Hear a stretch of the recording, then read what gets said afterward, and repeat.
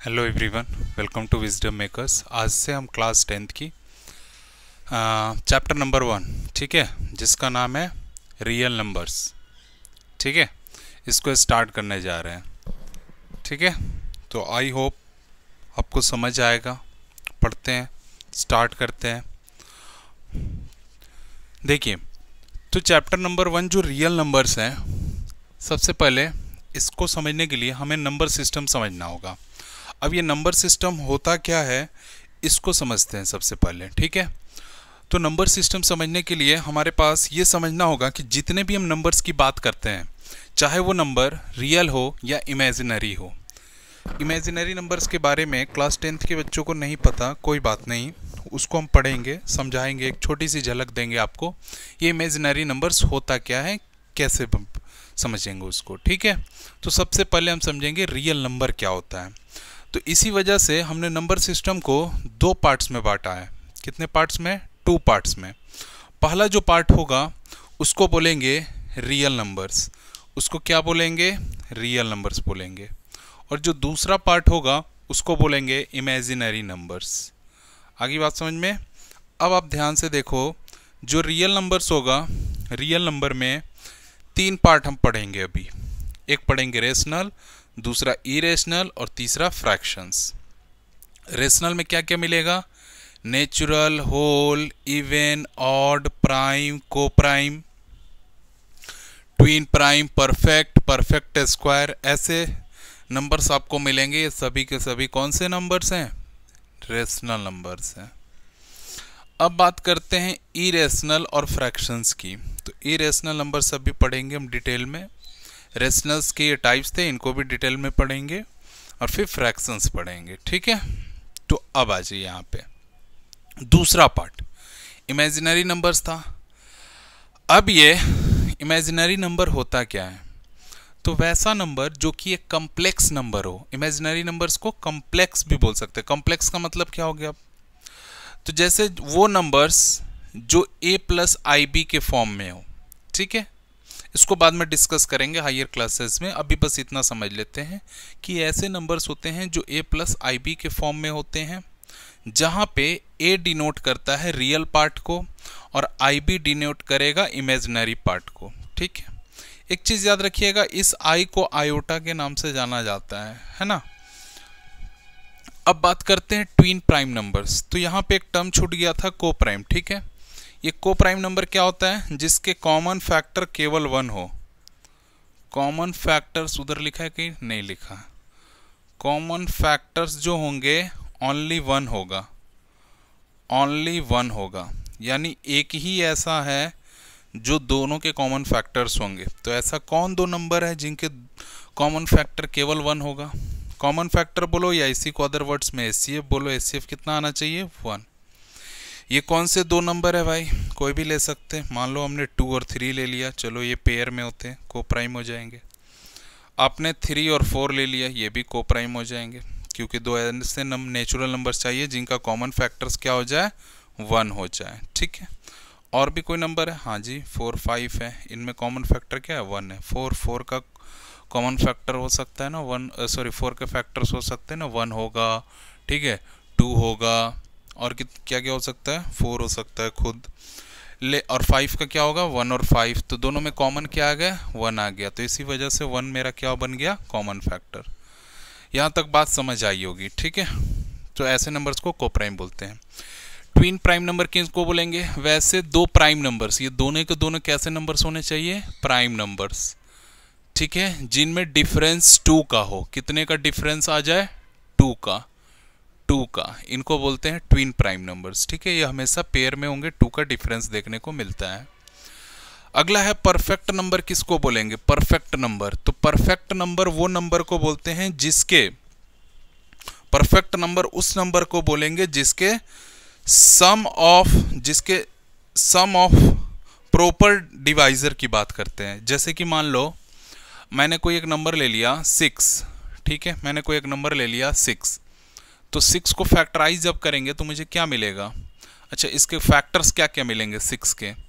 तो 1 मिलेंगे, 2 मिलेंगे, 3 मिलेंगे, और बताओ 6 भी मिलेगा खुद। ठीक है, तो मेरा कहने का मतलब था कि ये जो आप जितने फैक्टर्स देख रहे हो इसमें 6 को छोड़ के जो बचे हुए फैक्टर्स हैं, अगर इनका सम क्या मिल जाए, खुद ये नंबर मिल जाए, तो इसको परफेक्ट नंबर बोलते हैं। आई बात समझ में? फिर से समझते हैं।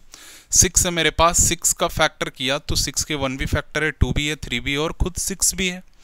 तो ये नंबर खुद अपने आप का फैक्टर है, तो उसको छोड़ के जो बचे हुए फैक्टर्स बचे, ठीक है, जो बचे हुए फैक्टर्स बने हमारे 1 2 3, इनका सम अगर खुद 6 आ जाए तो इस नंबर को बोलते हैं परफेक्ट नंबर।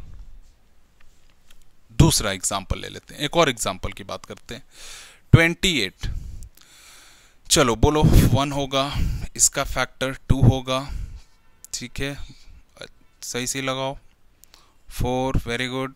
7, 14, ठीक है, और कुछ आ रहा है भाई 28। मैंने क्या बोला, 28 खुद अपने आप का फैक्टर है, इसको छोड़ के बचे हुए नंबर्स इनको ऐड करेंगे हम, मुझे 28 मिल गया, तो ये परफेक्ट नंबर होगा। ये 21 होता है, ऐसे जोड़ो ऐसे, 14 + 7 21, 21 + 4 25, 2 27 और प्लस 28 मिल गया, यानी 28 मेरा क्या हो गया, परफेक्ट नंबर हो गया। आगे बात समझ में आपको? तो ये दोनों क्लियर हो गए। तो सबसे छोटा अगर परफेक्ट नंबर पूछे तो वो क्या होता है, 6 होता है। 6 क्या होता है मेरा, सबसे स्मॉलेस्ट परफेक्ट नंबर होता है, याद रखना है, स्मॉलेस्ट परफेक्ट नंबर होता है। चलिए नेक्स्ट बात करते हैं। अब यहाँ तक हम समझ चुके हैं, अब आते हैं कि रेशनल नंबर को समझते हैं। व्हाट इज रेशनल नंबर, ठीक है। अब हम समझेंगे कि ये रेशनल नंबर होता क्या है, ठीक है। तो देखिए ये रेशनल नंबर्स क्या होते हैं, आइए इनको समझते हैं अब हम लोग, ठीक है। What are these rational numbers? तो यहाँ पे देखेंगे, अगर आप रेशनल नंबर्स क्या होते हैं यहाँ देखेंगे, ठीक है। A number in the form of p/q where q not equals to 0, एक ऐसा नंबर जो कि p/q के फॉर्म में हो और q क्या हो, 0 ना हो, यानी कि कहीं ना कहीं वो फ्रैक्शन के फॉर्म में हो जहां पे डिनोमिनेटर 0 नहीं होना चाहिए। अगर डिनोमिनेटर मेरा 0 आता है तो इसका सीधा सा मतलब है कि वो कहीं ना कहीं रेशनल नंबर नहीं है, वो डिफाइन नहीं कर पाएंगे एज ए रेशनल नंबर के फॉर्म में। तो प्यारे बच्चों यहाँ पे आप देखेंगे कि p और q क्या होने चाहिए, इसके साथ साथ इंटीजर्स होना चाहिए या फिर आप बोलो को प्राइम नंबर होना चाहिए। अभी मैंने आपको बताया को प्राइम नंबर क्या होता है। आप यहाँ पे देखो को प्राइम नंबर क्या होते हैं, जिनका कॉमन फैक्टर क्या हो जाए, केवल 1, या आप बोलो कि एचसीएफ क्या हो जाए, दो ऐसे नंबर जिनका एचसीएफ क्या मिले, आपको 1 मिले, वो कहलाएंगे मेरे को प्राइम नंबर। यानी कि हम उन दो नंबर्स की बात कर रहे हैं जो p/q के तो फॉर्म में होंगे बट q 0 नहीं होना चाहिए, पहला कंडीशन। दूसरा, p और q जो होंगे वो इंटीजर्स होंगे, ठीक है। p और q क्या होंगे, इंटीजर्स होंगे, और इंटीजर्स के साथ साथ वो को प्राइम नंबर भी कहलाएंगे, ठीक है। एग्जाम्पल के तौर पे बात करते हैं, तो अगर 6/9, तो मेरा सवाल ये है कि सर 6/9 क्या रेशनल नंबर है? चलिए चेक करते हैं। 6 क्या है, p है, 9 क्या है, q है। क्या q 0 है? नहीं, ये तो रेशनल नंबर होना चाहिए, एकदम होना चाहिए। क्यों? क्योंकि p और q इंटीजर्स भी हैं, 6 और 9 इंटीजर्स भी कहलाते हैं, ठीक है। दूसरी बात करें को प्राइम की, अब ये चेक करना है को प्राइम नंबर है कि नहीं। को प्राइम मैंने क्या बोला, दोनों के एचसीएफ क्या होने चाहिए, 1। क्या 6 और 9 का एचसीएफ 1 आएगा? क्या 6 और 9 का एचसीएफ 1 आएगा? ऑब्वियसली नहीं आएगा। तो अगर 6 और 9 का एचसीएफ 3 आ रहा है, 1 नहीं आ रहा, तो अब कंट्राडिक्शन स्टार्ट होता है कि सर 6/9 रेशनल है कि नहीं है? तो हाँ जी, रेशनल तो है, बट रेशनल किस फॉर्म में है आप समझिए। यहाँ पे 6/9 का जो स्टैंडर्ड फॉर्म होगा रेशनल नंबर में वो होगा 2/3, क्योंकि हमें किसी भी इंटीजर नंबर को जो कि p/q के फॉर्म में हो और जहां पे q 0 ना हो, उसको हमें कन्वर्ट करना पड़ेगा स्टैंडर्ड फॉर्म में, यानी कि सिंपलेस्ट फॉर्म में। और जब हम उसको सिंपलेस्ट फॉर्म में कन्वर्ट करेंगे तो ये कुछ ऐसा दिखेगा। 3 से डिवाइड किया मैंने, 2/3 आ गया। और 2/3 अब रेशनल कहलाएगा प्रॉपर तरीके से, क्योंकि Q ये हो जा रहा है, P 2 हो जा रहा है और Q 0 नहीं है, और PQ इंटीजर्स के साथ साथ को प्राइम भी है। ठीक है, चलिए अगला दूसरा एक और डिफिनेशन बोलता है, क्या बोलता है रेशनल नंबर का, कि अगर कोई ऐसा नंबर मिल जाए आपको जो टर्मिनेटिंग हो या फिर नॉन टर्मिनेटिंग रिपीटिंग हो। टर्मिनेटिंग डेसिमल उसको बोलते हैं जैसे कि अगर हम डिनोमिनेटर से न्यूमरेटर को डिवाइड करें, अगर वो पूरी तरीके से डिवाइड हो जाता है तो उसको बोलते हैं हम टर्मिनेटिंग डेसिमल, और अगर वो पूरी तरीके से डिवाइड नहीं हो पाता तो उसको बोलेंगे नॉन टर्मिनेटिंग डेसिमल। एग्जाम्पल के तौर पे आइए यहां पे देखते हैं। यहां पे देखिए, a number which has terminating decimal represent, जैसे आप यहां पे देखिए टर्मिनेटिंग डेसिमल किसको बोलेंगे, तो 0.4 हो गया, 0.32 हो गया, 0.625 हो गया। क्यों? क्योंकि इनके बाद नंबर एक्सटेंड नहीं कर रहा, तो इनको बोलेंगे हम टर्मिनेटिंग डेसिमल्स।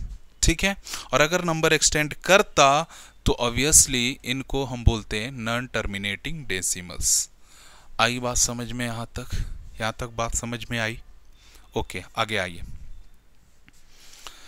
दूसरा मैंने क्या बोला, नॉन टर्मिनेटिंग रिपीटिंग होना चाहिए। नॉन टर्मिनेटिंग आपको समझ आ गया होगा, जो रिपीट कर, जो एंड पॉइंट नहीं होता। फॉर एग्जांपल के तौर पे मैंने 3 से 1 को डिवाइड किया, देखो 3 से 1 को, ये 0.3, 3 × 9, ये 1 आया, फिर पॉइंट के बदले 0, 3, 9 आएगा, फिर 3, ऐसे बढ़ते चला जाएगा। ये नॉन टर्मिनेटिंग कहलाता है। ठीक है, तो यहाँ पे नॉन टर्मिनेटिंग रिपीटिंग की बात कर रहे हैं। रिपीट मतलब ये 3 रिपीट हो रहा है बार बार, तो ये नॉन टर्मिनेटिंग भी है, रिपीटिंग भी है। एग्जाम्पल के तौर पे हमने देखना स्टार्ट किया, तो मेरा एग्जाम्पल रहा फर्स्ट वाला कि 1.3 के ऊपर मैंने बार लगा दिया। बार क्यों लगाया? बार लगाने से ये पता चल जाता है कि ये रिपीटिंग डेसिमल है। ठीक है, बार ये इंडिकेट कर रहा है कि ये कैसा डेसिमल है, रिपीटिंग डेसिमल है। तो अगर बार लगाने से ये पता चल जाए कि ये रिपीटिंग डेसिमल है, ठीक है, तो एक बात समझ में आ जाती है। यहाँ पे देखिए, अगर मुझे ये बात समझ आ गई कि ये कहीं ना कहीं रिपीट कर रहा है, तो इसको रिपीटिंग डेसिमल बोलेंगे। एग्जाम्पल के तौर पे 1.3 के ऊपर बार लगा देते हैं। जब कोई नंबर रिपीट होता है ना, तो उसके ऊपर हम क्या लगाते हैं, जैसे 3 रिपीट हो रहा है तो 3 के ऊपर बार लगा दिया, ठीक है, और ये पॉइंट हटा देते हैं। उसी प्रकार 2.39 इसके ऊपर बार लगा दिया, क्योंकि 39, 39, 39, 39 ऐसे बढ़ते जा रहा था, तो ये कहलाता है रिपीटिंग डेसिमल। याद रहेगा आपको। चलो अब आते हैं इरेशनल की बात। ठीक है, इरेशनल, अच्छा इसको याद करने का तरीका क्या है, इसको कैसे याद रखेंगे सर, टर्मिनेटिंग नॉन टर्मिनेटिंग, वो बताएंगे। अभी देखते हैं इरेशनल नंबर्स। इरेशनल नंबर्स वही होंगे जो p/q के फॉर्म में नहीं होंगे। ठीक है, p/q के फॉर्म में नहीं होंगे, उनको इरेशनल बोलते हैं। दूसरा डिफिनेशन ये भी बोलता है कि सर वैसे नंबर्स जो नॉन टर्मिनेटिंग हो, नॉन टर्मिनेटिंग मतलब इसी की तरह रिपीट ना करें, बढ़ते रहे ऐसे, ठीक, मतलब सॉरी एंड पॉइंट ना हो, जिनका मतलब कोई एंड ना करे एक पर्टिकुलर डेसिमल प्लेसेस पे, वो बढ़ते रहे, उसको रिपीटिंग बोलते हैं। तो ये उसको नॉन टर्मिनेटिंग बोलते हैं, सॉरी। तो ये नॉन टर्मिनेटिंग के साथ साथ क्या होना चाहिए, नॉन रिपीटिंग होना चाहिए, यानी कि टर्मिनेट तो करेगा ही नहीं, रिपीट भी नहीं करेगा।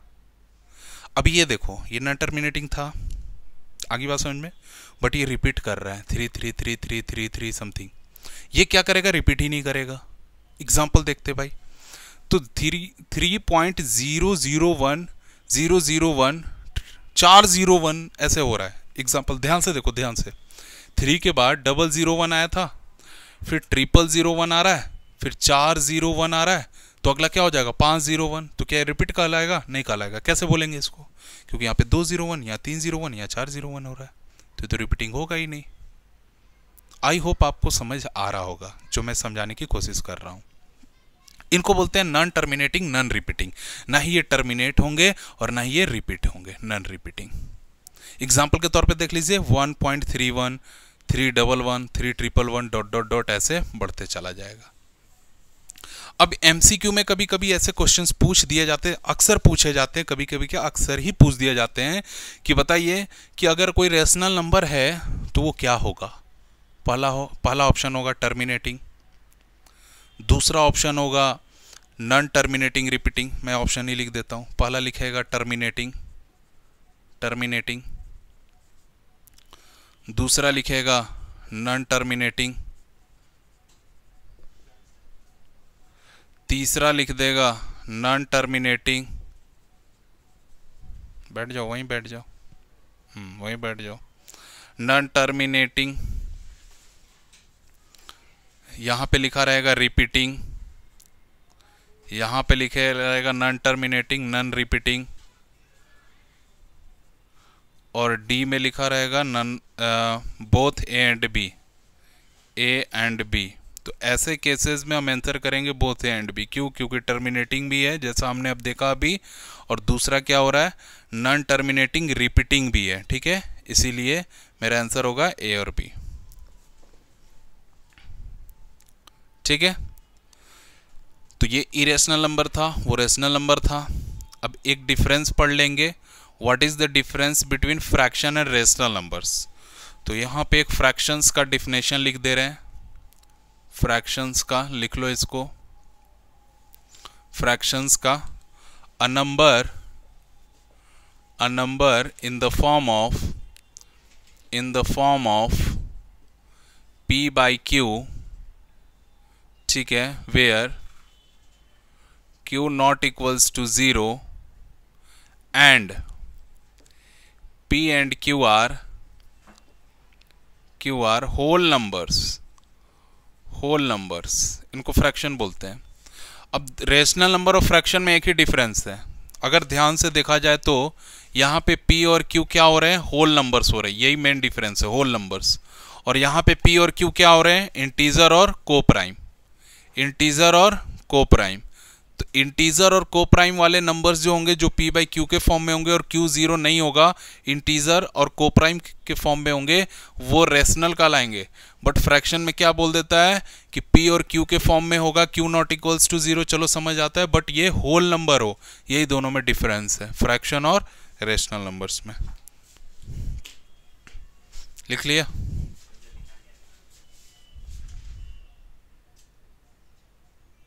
इन दोनों में थोड़ा सा डिफरेंस है। लेमा क्या होता है, एक प्रूवन स्टेटमेंट होता है। ठीक है, लेमा क्या है, एक प्रूवन स्टेटमेंट है जिसका हम यूज करते हैं दूसरे स्टेटमेंट को प्रूफ करने के लिए। अगर हम बोले 2 और 2 4 होता है तो ये लेमा हो गया, यूनिवर्सल ट्रूथ है, इसको बदल नहीं सकते हम, इसका यूज करेंगे दूसरे स्टेटमेंट को प्रूफ करने के लिए। ये तो मैंने एक छोटा सा नमूना लिया, बड़ा नमूना लेते हैं। फॉर एग्जाम्पल ये देखो, अगर मैंने बोला कि dividend equals to divisor into quotient plus remainder होता है, तो हाँ होता है, और ये हम प्रूफ कर सकते हैं। कैसे? देखो, हमने 13 को 5 से डिवाइड किया, 2 टाइम्स में 10 आया, 3 आया रिमाइंडर। अगर हम इन दोनों को मल्टीप्लाई करें और ये जोड़े तो क्या इसको ये प्रूफ हो पाएगा? ये साबित हो जाता है कि हाँ ये सही बोल रहा है। हाँ, तो लेमा कुछ ऐसे ही स्टेटमेंट होंगे जिसके हेल्प से, जैसे आपने क्वाड्रिलेटरल्स पढ़ा होगा क्लास 9th में, ट्रायंगल पढ़ा होगा, गिवन वाला पोर्शन, ये गिवन ही है कुछ, जिससे हम 2 प्रूफ निकालते हैं, है ना। तो ये एक ऐसा स्टेटमेंट है जिससे हम दूसरे स्टेटमेंट को प्रूफ करते हैं। जैसे यही हम यूक्लिड डिवीजन लेमा की जो बात कर रहे थे, यूक्लिड डिवीजन लेमा, ये a equals to B Q plus R, जहां पे r की वैल्यू जो है, रिमाइंडर की वैल्यू 0 से बड़ी और इक्वल हो सकती है, लेकिन छोटी हमेशा किससे होगी, b से। MCQ में ये आया था 2020 के पेपर में। ठीक है, ये पेपर 2021 वाला हुआ था, सॉरी 21 वाला, टर्म 2 किस में था, 21 वाले में ना, 2021 के पेपर में। ठीक है,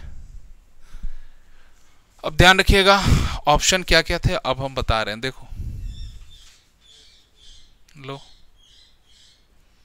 सब पढ़ाई ना समझ आ जा रही थी उस दिन।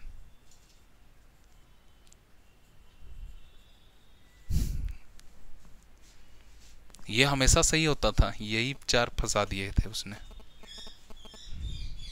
समझ आया?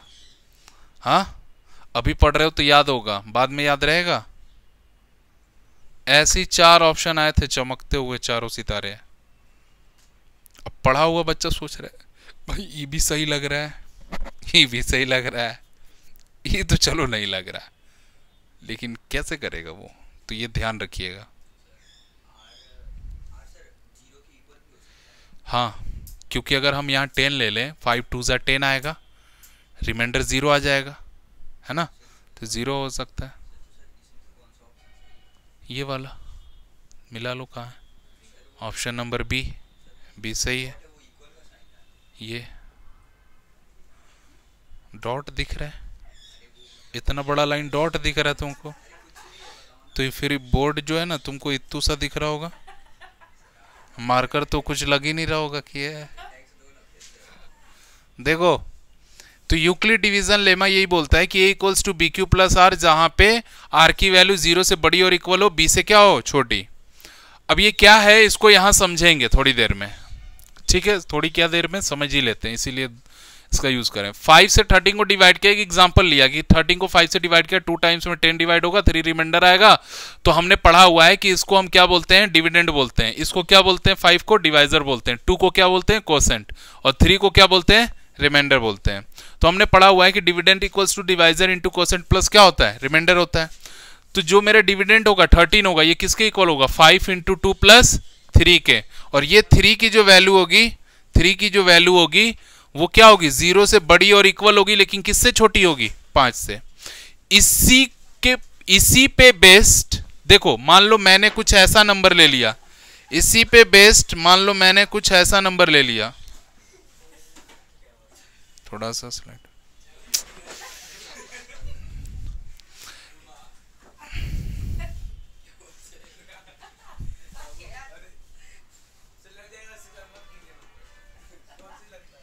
तो अब देखिए यहां पे मान लिए मैंने कोई एक नंबर लिया a, इसको डिवाइड किया b से, ठीक है, a नंबर लिया, किससे डिवाइड किया, b से, रिमाइंडर कोसेंट क्यों आ रहा है, रिमाइंडर क्या आ रहा है, r।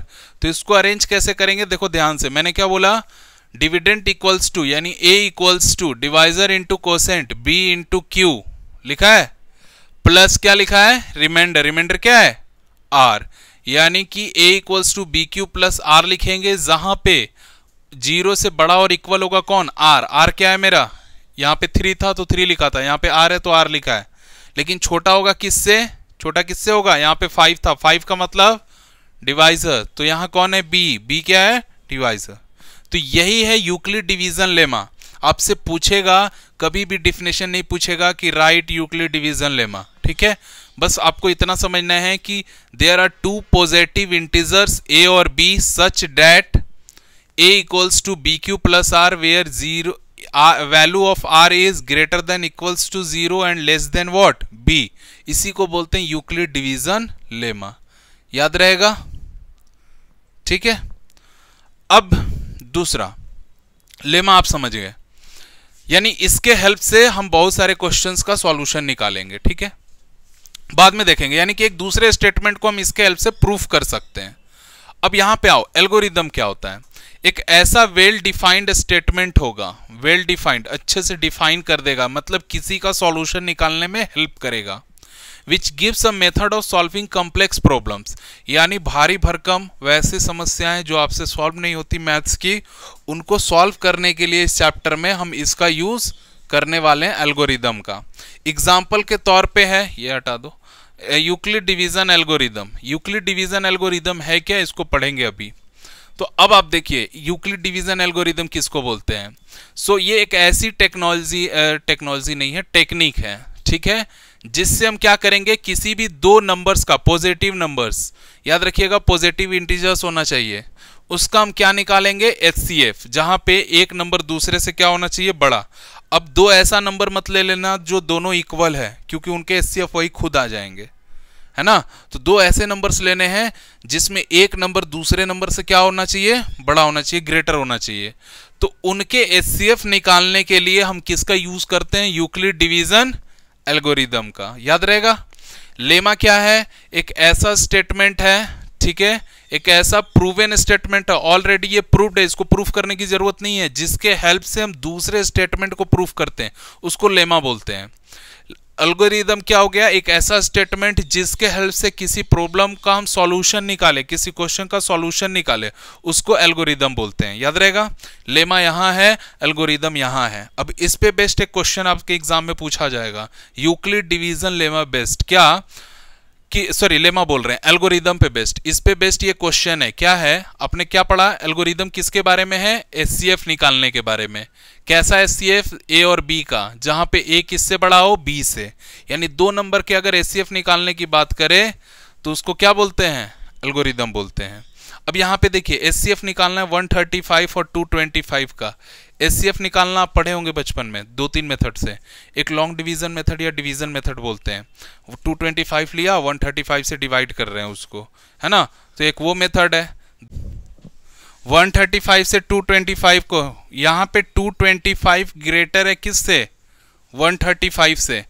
225 बड़ा है किससे, 135 से। अगर 135 से 225 बड़ा है तो सीधी सी बात है, हम छोटे नंबर से बड़े नंबर में क्या करेंगे, डिवाइड। ठीक है, छोटा नंबर क्या है मेरा, 135। तो देखिए लॉन्ग डिवीजन मेथड से 135 से 135 से 225 को डिवाइड कर रहे हैं, तो 1 टाइम्स में 135 चला जाएगा, तो कितना मिल जाएगा, 90। सही है ना, हाँ ठीक है, 90 मिल गया, माइनस किया तो कितना मिल गया, 90। अब 90 से 135 को डिवाइड करते हैं, याद आ रहा है, कुछ पढ़ा था पहले, बोलो। हाँ ठीक है, जो नंबर बच गया ना फिर उससे इसको डिवाइड करते हैं। ठीक है, तो 1 टाइम्स में कितना आएगा, 90। तो 1 टाइम्स में अगर 90 आएगा, ठीक है, 1 टाइम्स में 90 आएगा तो रिमाइंडर कितने बचेंगे, 45। अब इसी 45 से 90 को डिवाइड करेंगे तो 2 टाइम्स में कितना आ जाएगा, 90। इसी 45 से 90 को डिवाइड करोगे तो 2 टाइम्स में कितना आ जाएगा, 90। तो ये कैंसिल हो गया। अब कैंसिल हो गया तो 45 मेरा एचसीएफ था, बट इसको डायरेक्ट ऐसे नहीं लिख देंगे कि 45 एचसीएफ हो गया।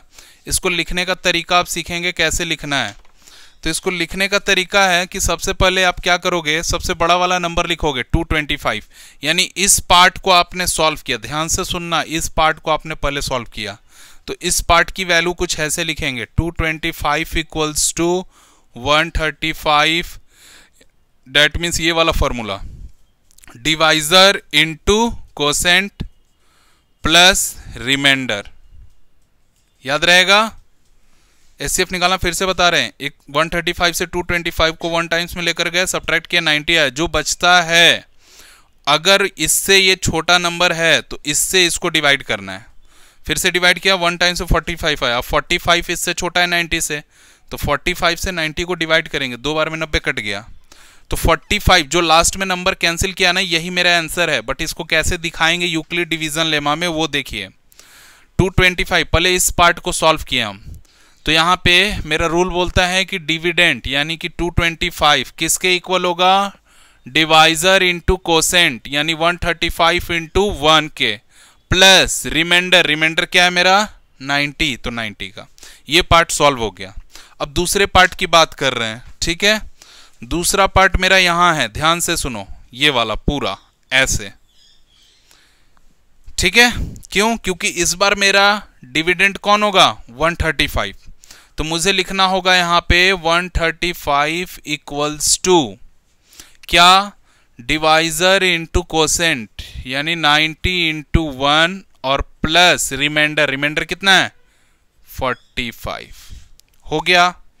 अब तीसरे पार्ट की बारी, तीसरा पार्ट मेरा यहां से यहां तक है, ये इसमें अब डिविडेंड कौन होगा 90, जो यहां डिवाइजर था अगले टर्म में वो क्या हो जाएगा डिविडेंड, तो 90 इक्वल्स टू क्या लिखेंगे, divisor into quotient 45 into 2 plus remainder, remainder कितना हो गया 0। अब जे ही रिमाइंडर 0 आए तो समझ लेना कि जो आपका डिवाइजर था यही आंसर है, यही था ना डिवाइजर, तो यही डिवाइजर आंसर होता है। तो यहां लिखेंगे कि 10, आपको जो एचसीएफ मिला वो कितना मिल गया 45, यही लिखना है। समझ आई बात। एग्जाम में ये क्वेश्चन 100% रहता है, 100% एक क्वेश्चन रहता है यूक्लिड डिवीजन एल्गोरिथम से। या तो ये रहेगा या इसका एक छोटा एक बड़ा भाई है उसको भी बताएंगे, वो रहेगा, दोनों में से कोई एक ही रहेगा। अब शुरू से बता रहे, समझते चलिएगा, ठीक है। 100% बोल रहे हैं, इसका मतलब आता ही आता है, ठीक है। तो एकदम आएगा, याद कर लीजिए, बहुत इजी क्वेश्चन है। 2 मार्क्स में, 3 मार्क्स में आएगा, पैटर्न चेंज होता है, कभी 2 मार्क्स में पूछ देता है, कभी 3 मार्क्स में। यू विल नॉट बिलीव, देखना इस साल तो हटा दिया है, हर एक साल कुछ ना कुछ ऑमिट कर देते हैं ये, है ना। पता है ये MCQ में एक बार पूछ दिया था इतना लंबा क्वेश्चन, अब MCQ में तो सॉल्व करना ही पड़ेगा, हाँ करना पड़ेगा ना, नहीं करना पड़ेगा। MCQ में हमें आंसर से मतलब है, हम क्यों इतना तामझाम करेंगे, हम वो नंबर खोजेंगे जो इसको भी डिवाइड कर दे, इसको भी। 4 ऑप्शन में कोई तो ऐसा नालायक होगा जो दोनों को डिवाइड करता होगा, है ना। MCQ का तरीका ही अलग है, वो बताएंगे कैसे। तो इसको समझ गए। अब देखो MCQ का तरीका कैसे बनाते हैं वो भी बता रहे हैं। MCQ को लेट आई हो ना, पूरा चैप्टर ही गायब हो गया, क्योंकि इससे पहले भी एक पढ़ाए थे ना जी। चलिए देखिए, कोई बात नहीं, फिर समझाने की कोशिश करते हैं। 135 और 225 है ना, देखो इसको कैसे तोड़ना है। इसमें क्या क्या दिख रहा है आपको, 5,